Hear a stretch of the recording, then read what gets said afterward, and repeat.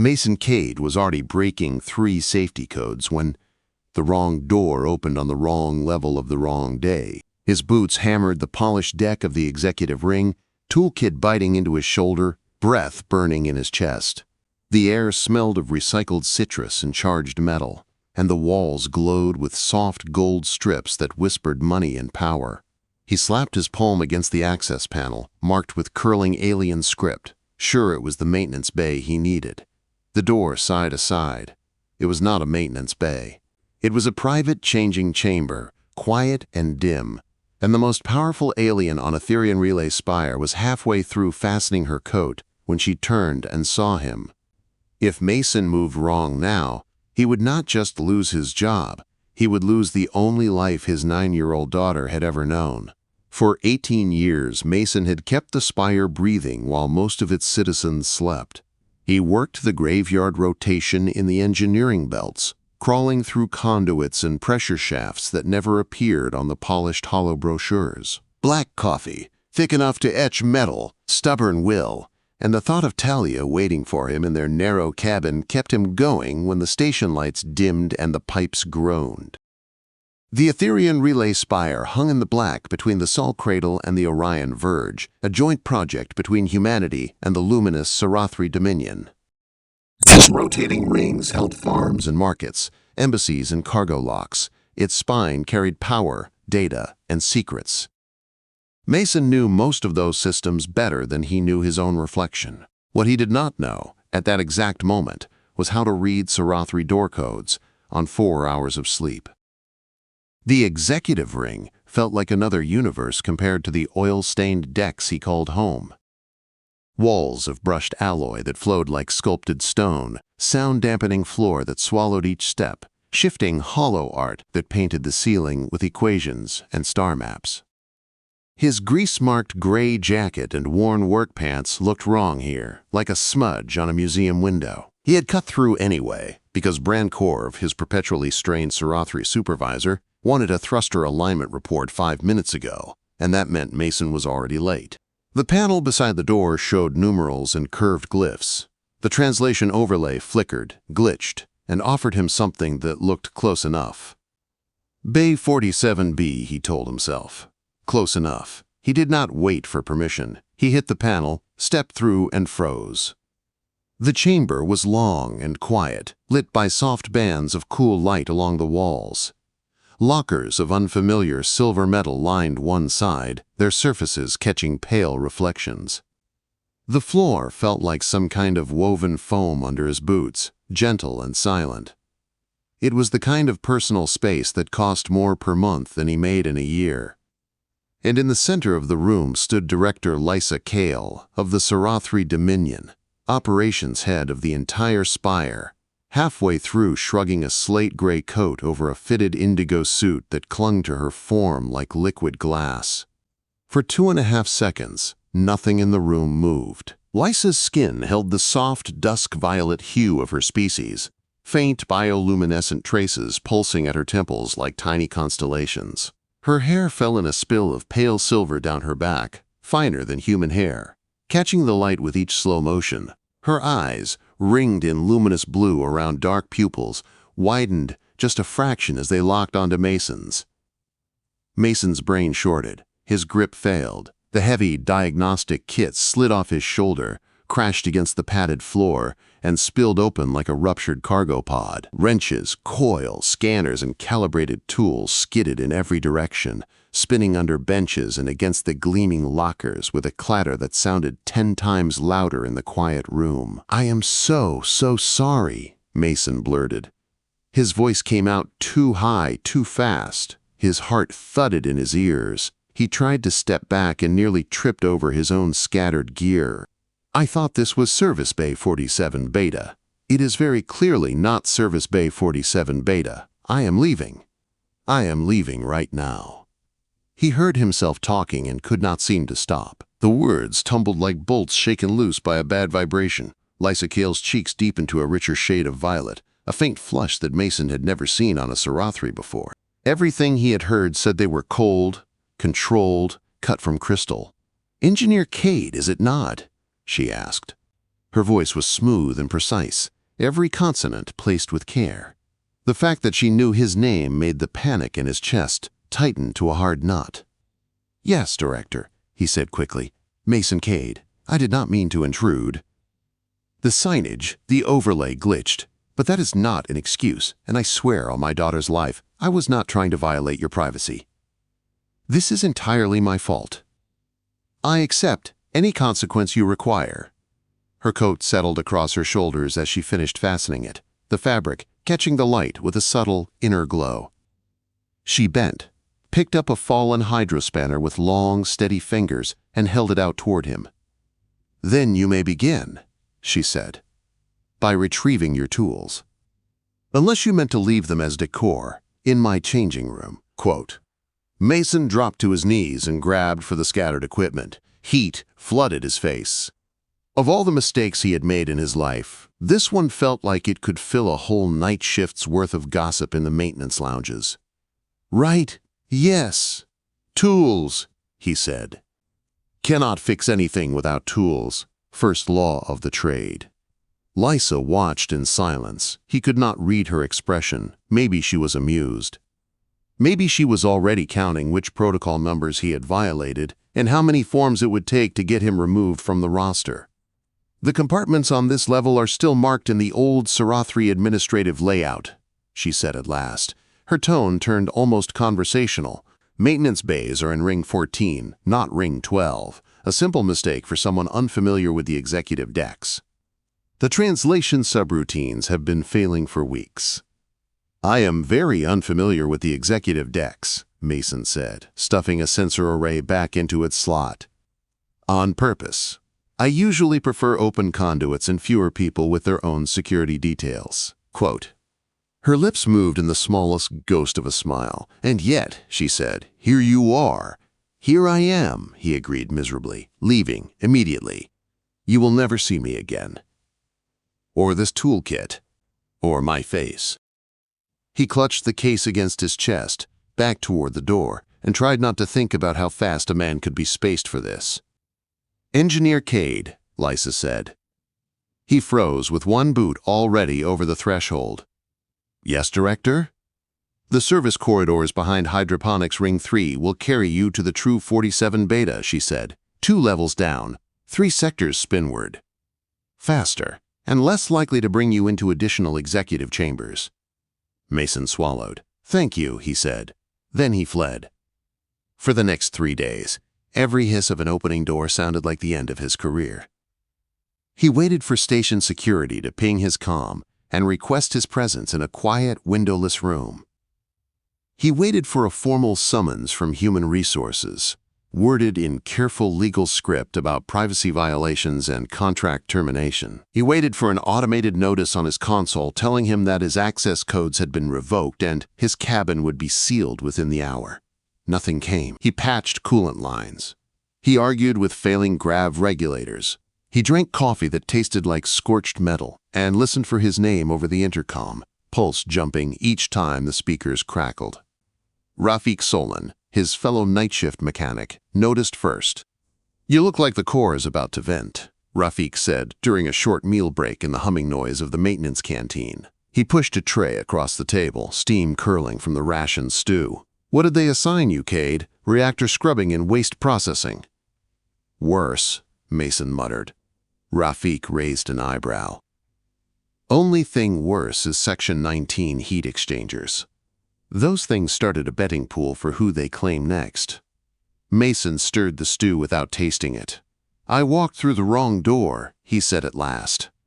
"At the wrong time." Rafik stared at him, then winced. "Tell me the wrong door did not belong to someone with more rank than Bran." Quote. Mason said nothing. Rafik leaned back. "You are still employed, so maybe it is not as bad as you think." Mason was not so sure. At home, things were harder to hide. Their cabin smelled faintly of machine oil, and the sweet fruit chips Talia liked. The girl sprawled on the small couch with a hollow slate in her hands, dark hair tied up in a crooked tail, legs tucked beneath her. Lessons about alien histories flickered in pale light over her eyes. "Dad," she said on the second night, frowning at him over the hollow's edge. Why do you keep staring at the door like it is going to bite you? Mason tried to smile. Just thinking, he said. Long week. You look like when the air scrubber failed in our block, she said. When you thought I did not notice you were scared. Talia was 9, but she had her mother's way of watching. He sat down beside her. The couch creaked under them both. I made someone angry at work, he said carefully. Someone very important. Did you break something? She asked. Nothing that was not already broken, he said. Did you say sorry? Talia asked. Not fake sorry, real sorry.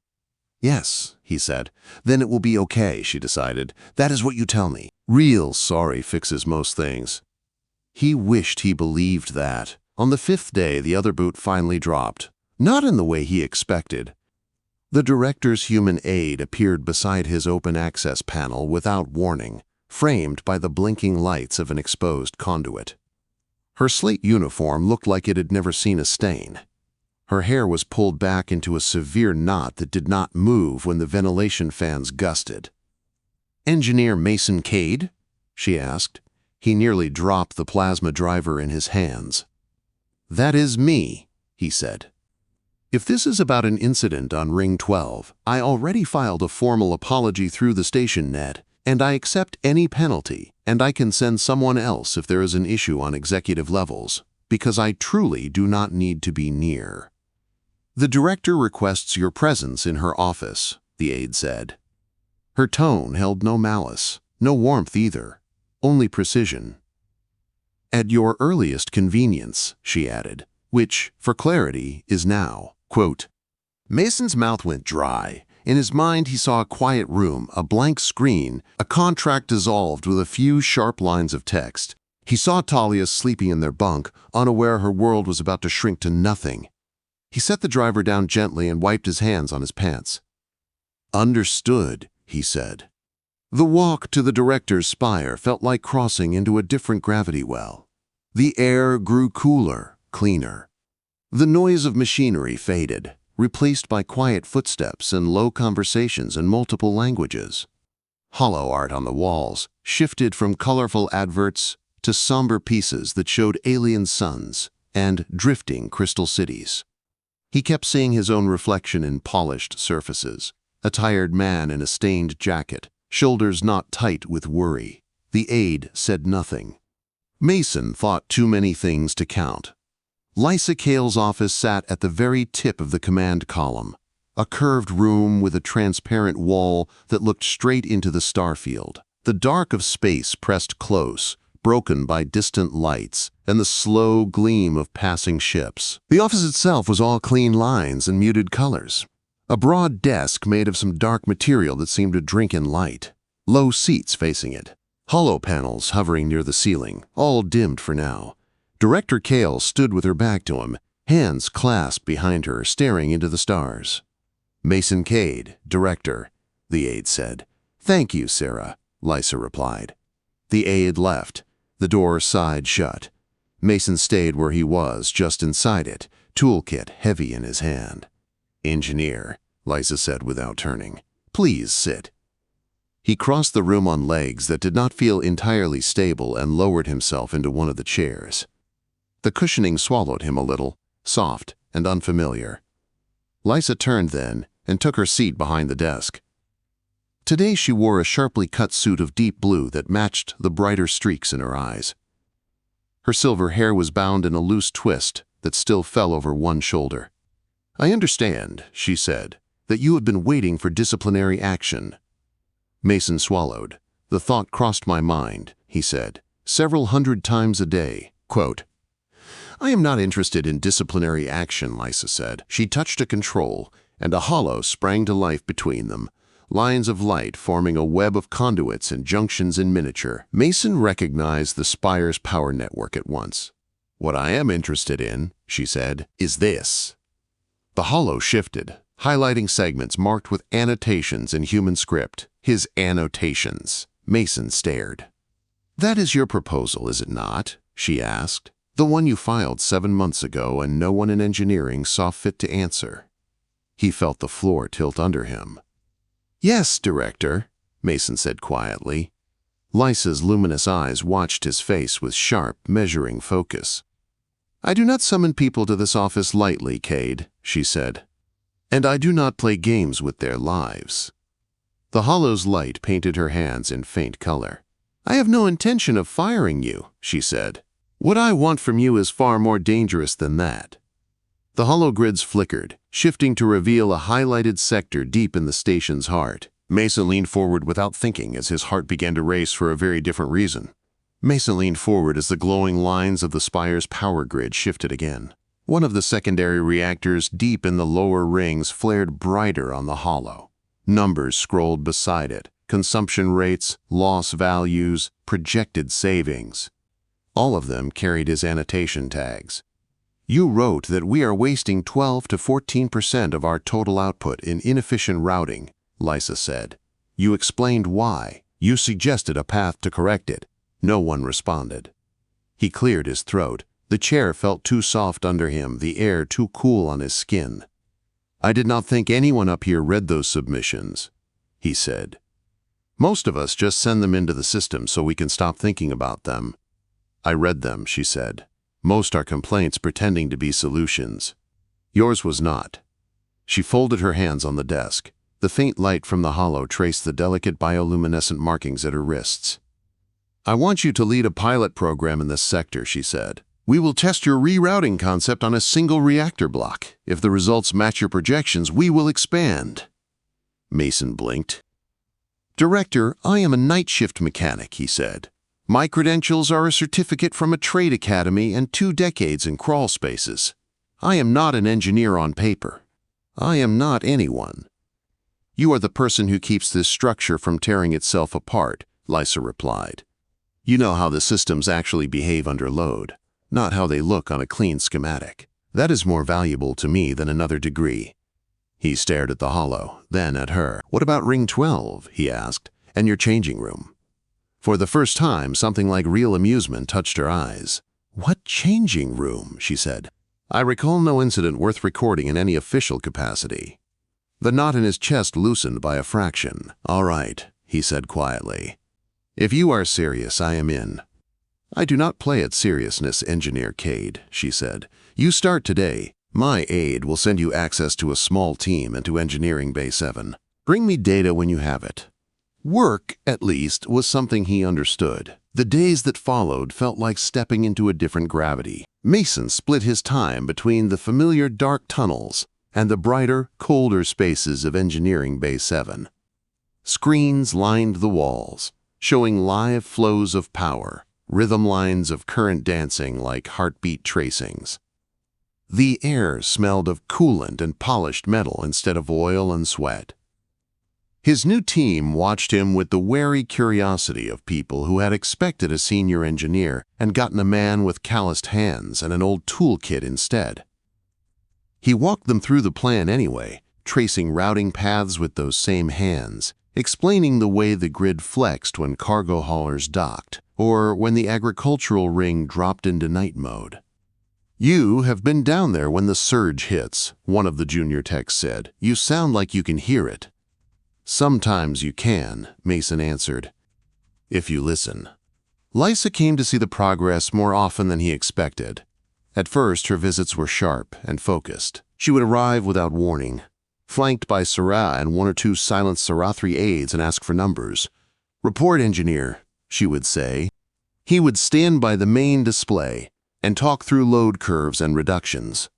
She listened with that still, precise attention of hers, head tilted just a fraction. Mason learned the small signs. The slight narrowing of her eyes meant doubt. The faint easing of her shoulders meant satisfaction. When she left, the room always felt louder. It took 3 weeks for the pilot to settle into a steady pattern. Adjustments rippled through the lower rings. Lights flickered less often. Cooling systems ran smoother. The metrics on Lysa's hollow display shifted in cautious, incremental gains. "You are exceeding your own projections," she said during one of her visits, studying the numbers hovering in the air between them. "I aimed low," Mason said. "Makes it harder to disappoint anyone." Her gaze flicked to him and lingered. "That is not a habit I want on my decks," she said, Aim for what you know you can reach, then reach it. Quote, he did not know what to do with that, so he changed the subject. Her eyes tracked the motion of his hand as he reached for his kit, and for the first time, she seemed to notice the small hollow frame propped beside it. The image showed Talia at 7, missing a front tooth, holding up a crooked cardboard crown covered in stray components. She had insisted on building it from spare circuit boards and glitter tape. Her grin in the captured moment was wide and fearless. Your child, Lysa said. The question was gentle. Talia, he said. She drew that too. He pointed to the laminated scrap fixed to the side of his toolkit, a bright child's sketch of a stick figure in a repair harness standing on top of a starship. She told me that is me fixing the sky, he added. I did not correct her. Lysa's expression softened in a way he had never seen in a briefing. She is the reason you work these hours, she said. She is the reason I do anything, Mason answered. There was a beat of quiet. And her mother? Lysa asked. The air in his lungs tightened. This was ground he did not cross often. Mara died 6 years ago, he said. Cross-contained plague in the Perseid colonies. The medicine came too late for a lot of people. Lysa's gaze dropped to the edge of the desk. The faint glow in her temples dimmed, then flared again. My father died in a tunnel collapse on Serathri Prime, she said. The compensation payouts seeded the first ore contracts that built our family's business. The Dominion called it an efficient trade. I have never managed to agree. The hum of the bay filled the space between them, machines breathing for the station. I am sorry, Mason said. I do not remember his voice, she answered, but I remember the silence afterward. And my mother standing very straight in rooms full of people who wanted something from her. Grief and duty are old companions, Engineer Cade. I suspect you know that. He nodded. For a moment, the two of them were just people in a room, stripped of levels and titles. Then the main board chimed as the grid shifted, and the spell broke. Work called them both back. When the report finally went up, the numbers were undeniable. 14% reduction in energy waste, reduced wear on key conduits, smoother load balance. Lysa forwarded the results to the Alliance board, and then quietly doubled the scope of Mason's authority. You will coordinate expansion to sectors 20 through 24, she told him. I want full conversion within the cycle.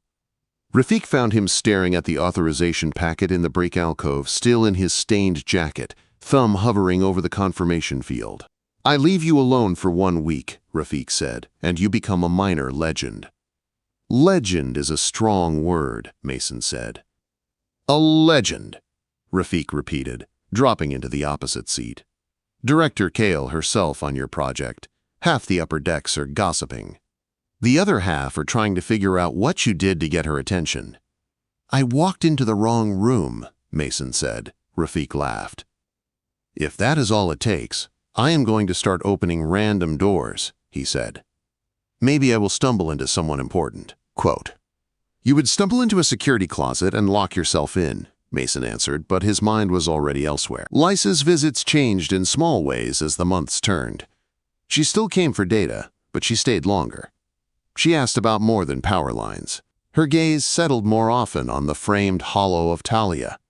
Her questions drifted from systems to people. How does your daughter like life on the Spire?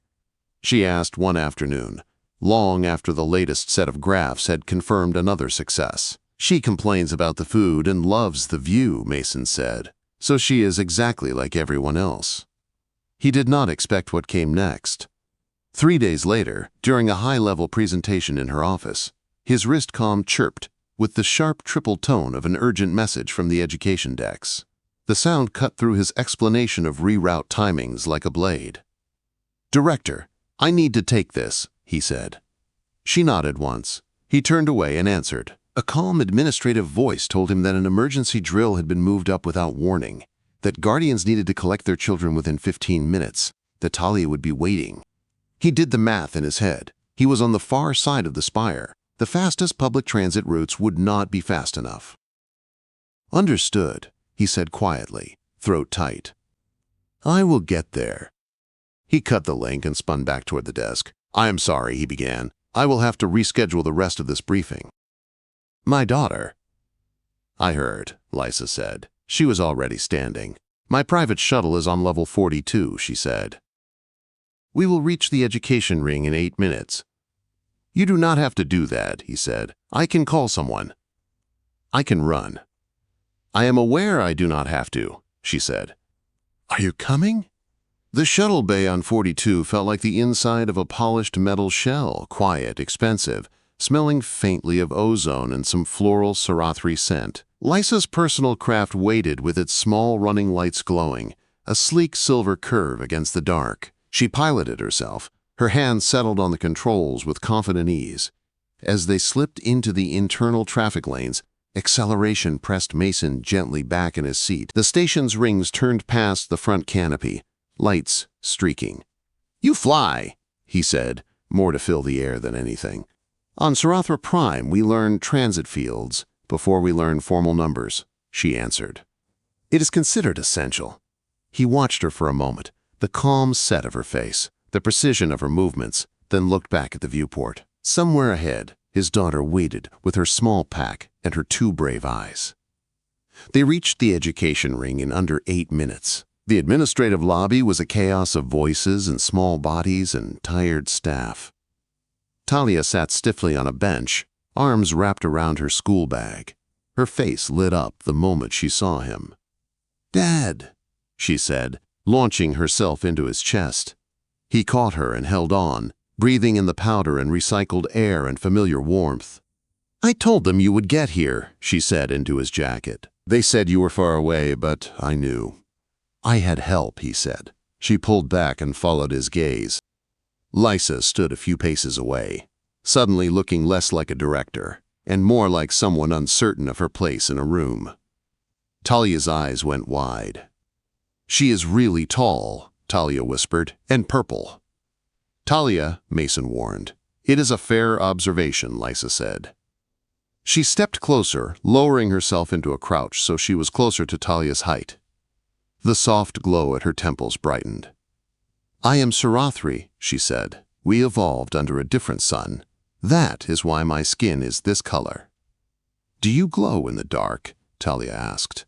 Mason covered his face with one hand. No, Lysa said, but that would be practical during power outages.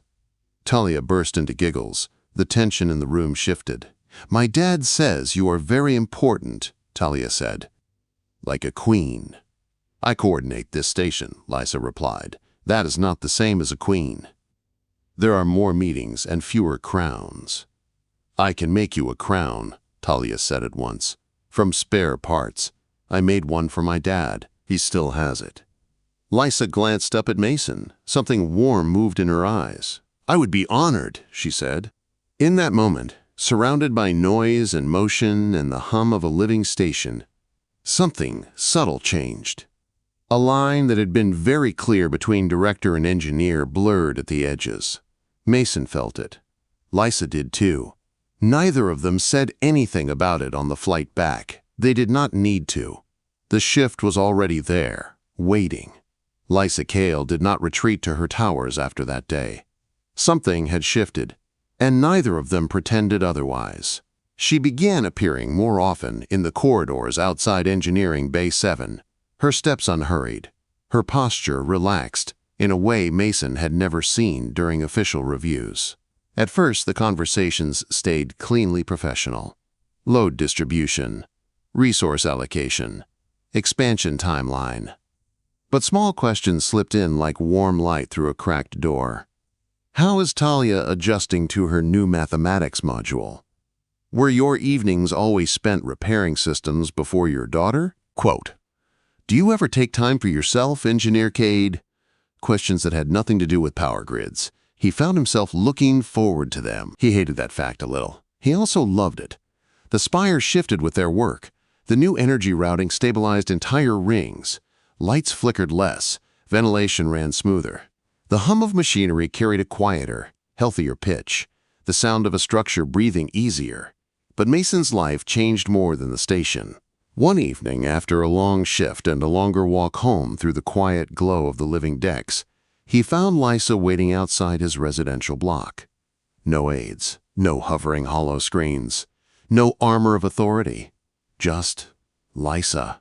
In soft gray, hands clasped loosely behind her back. "Director," he said, because he could not think of anything else. "Mason," she answered, and it was the first time she had ever said his name without title or distance. She fell into step beside him. The hallway lights strobed gently above them, cycling through the warm tones of the spire's artificial dusk. "You are exhausted," she observed. "That is normal," he said. "The station breaks faster than we fix it." "Even so," she said, "your posture has changed. Your gait is slower tonight." He blinked. "You notice that?" "I notice many things," she said, "including the fact that you avoid taking leave. When was your last rest shift that you used for actual rest?" He thought about it. 8 months ago, he admitted. Talia wanted to try the zero-grav pool. "That is too long," Lysa said. "Rest is not indulgence, it is maintenance. For the person who maintains everything else." Her voice sounded softer than the hum of the lights. He did not know what to do with that. He did not know how to take it. He only knew that she was right. The silence between them felt different now. Not heavy, not awkward, just full. When they reached the door of his cabin, she paused.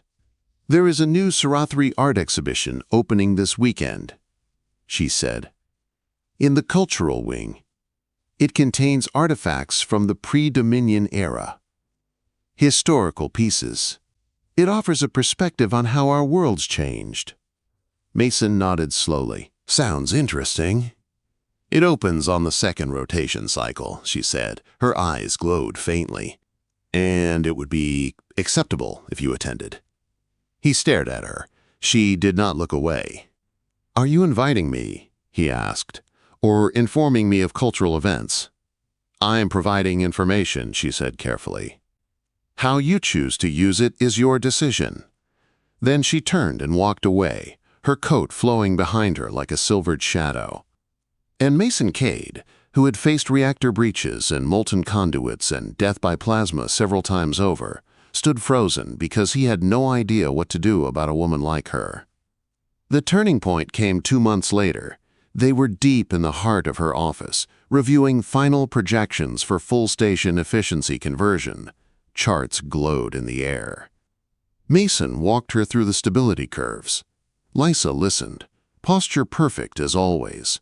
Then Mason's calm chirped, sharp, piercing, unmistakable, an emergency alert. From the education ring. He didn't breathe. He answered immediately. A staff member explained the drill schedule had changed. Parents needed to collect children in 15 minutes. Talia was waiting. 15 minutes. He was 25 minutes away at best. "I will figure it out," he said, forcing calm. "Thank you." He ended the call, turned, tried to apologize, tried to explain, but Lysa was already rising. "Follow me," she said. "My shuttle is in Bay 42. "You don't have to." "Mason," she said softly, "I am not doing this out of duty. Your daughter should not wait alone." He swallowed. Hard, they ran. The private shuttle sliced through the Spire's internal lanes like a silver arrow. Lysa's hands moved over the controls with a precision that made the craft feel like an extension of her will. They arrived in under 8 minutes. And when Talia saw Mason, she ran into him with such force his knees buckled. She clung and trembled and laughed as relief washed over her. "You made it," she whispered. "I had help," he murmured back. Talia turned, saw Lysa, and stared with round eyes. Questions poured out of her like they always did. Lysa answered everyone with calm, patient detail. She crouched to Talia's level. She listened, she smiled. And something in Mason's chest shifted so sharply, it almost hurt. Lysa Kale, Frost-Edge director of the Spire, smiling with his daughter. That was the moment he knew this had become something else, something larger, something dangerous, something precious. From that day on, Lysa became part of their orbit. She joined them for meals in the casual dining hall, rarely, quietly, always with Talia's questions ready and waiting. She attended Talia's school performance of a Serathri folktale, She helped with mathematics assignments Mason secretly dreaded. She and Talia built a crown out of recycled circuit boards and presented it with ceremony. Lysa wore it for exactly 10 seconds before declaring it unstable engineering and promising to display it in her office. And Mason watched them bond. Watched Lysa soften, watched himself change in ways he had not expected, not wanted, not dared to imagine since Mara's death. One night, after Talia had fallen asleep and the spire's lights dimmed to their low-cycle glow, Lysa paused at his doorway before leaving. "I should tell you something," she said. Mason froze. "That sounds ominous," he said. "Not ominous," she replied, though her eyes flickered with uncertainty, "but necessary." She took a slow breath. "When you walked into that chamber, I was furious. In Serathri culture, such a breach is not forgivable. For 48 hours, I intended to terminate your employment." "That sounds considerably ominous," he murmured. She continued as though he hadn't spoken. "But then I reviewed your file. All of it. Years of overlooked proposals, consistent performance, the way you balance raising a child alone with demanding shifts. I found myself curious." Mason blinked. "Curious? That was the beginning," she said. "What followed? The project, the mentorship, this was not planned."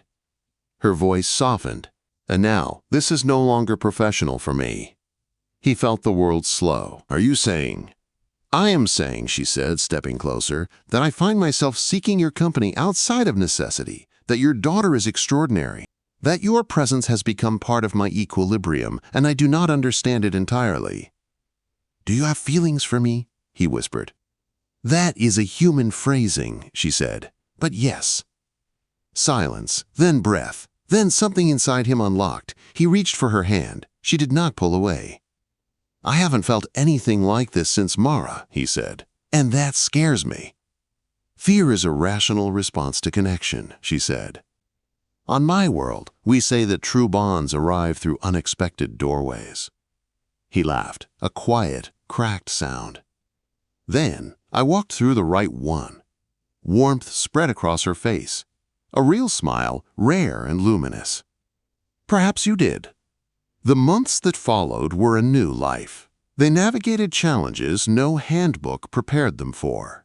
Human and Serathri expectations did not match. Social protocols clashed. Some executives whispered.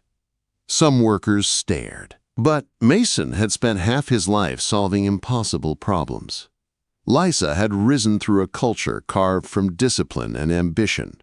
Together, they adapted. Talia adapted quickest of all. Children often do.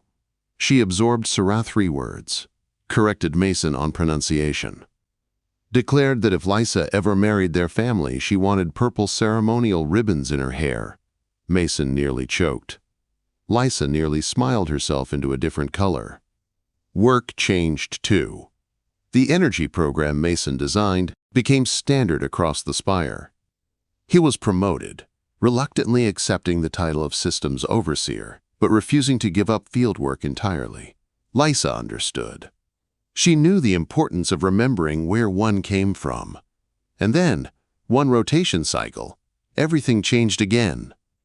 They stood in the observation lounge, stars wheeling silently beyond the glass. Talia was at a sleepover. The Spire hummed around them like a living creature dreaming in its sleep. "I have been thinking," Lysa said, her hand warm in his. He turned to her. "About what?" "The first day," she said. "About the chamber. About your tools on the floor. About the man I found panicking like a cornered animal." "Very flattering," he said. She didn't look away. "I realized something," she said. "On Serathra Prime, we believe destiny is not a force that guides. It is a doorway we choose to walk through. You chose, in error, to walk through mine." "And you chose not to have me fired for it," he replied. "That too." Her eyes glowed softly. "Mason," she said, "I would like our paths to remain joined." His breath caught. "Are you asking?" "Yes," she said, simple and clear. "I am." He stepped closer, pressed his forehead to hers, felt the faint warmth of her bioluminescent markings. "Best mistake I ever made," he whispered. Perhaps, she said, it was not a mistake at all. Years later, their wedding portrait would hang in Talia's quarters. Human and Serathri guests surrounded them. Rafik would insist on giving a speech that included the phrase, "wrong door diplomacy."